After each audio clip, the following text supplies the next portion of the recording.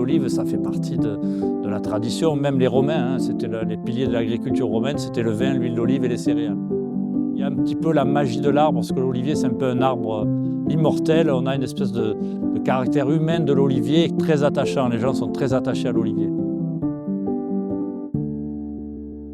L'huile d'olive, c'est partie prenante de la culture provençale, méditerranéenne, mais plus exactement.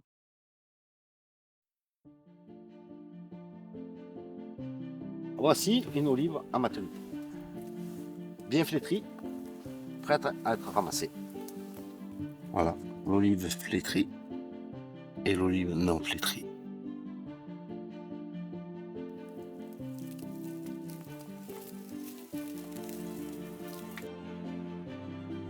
Là, on est dans le domaine de Blacaillou, dans la partie La Julienne. Donc, pour ramasser les olives, moi je connais deux techniques. La technique du filet, donc on étale par terre. Et donc, on va faire tomber les olives dans le filet, soit avec les mains, soit avec un agitateur. Ou alors, vous avez la technique du panier. Quand il y en a un petit peu moins, vous allez les cueillir et les mettre directement dans le panier sans passer par le filet. Normalement, on attend que la maturité, c'est quand il y a eu un petit coup de gel. Ça les rend un peu blettes et donc elles vont faire plus d'huile. Et après, c'est pressé au moulin.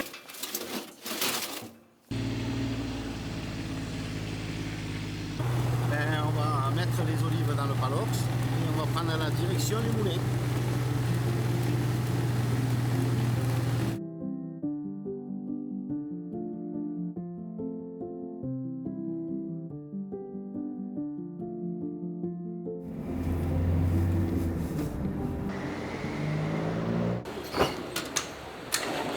Donc là, nous sommes à Auriol, donc au moulin à huile Margier. C'est une entreprise qui a maintenant 4 générations.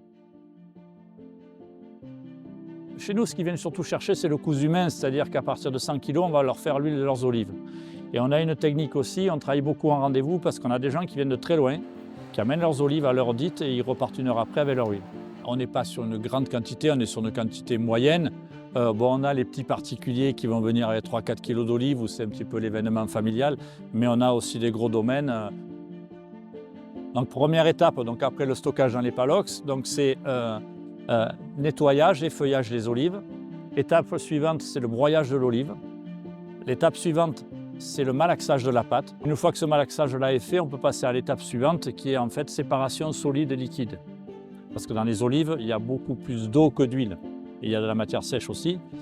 Une fois que le malaxage est effectué, ça va durer à peu près 3/4 d'heure, on va passer sur la séparation de la phase solide de la phase liquide. Donc dans le liquide, on va faire la séparation eau-huile. Et là, c'est terminé. On est complètement dans l'esprit jus de fruits frais. C'est-à-dire que tout ce qui est vitamines, antioxydants, c'est là quand ça sort de la machine. À partir du moment où le produit sort de la machine, c'est là qu'il va commencer à vieillir et à perdre ses qualités nutritionnelles dans la mesure où il n'est pas très bien stocké.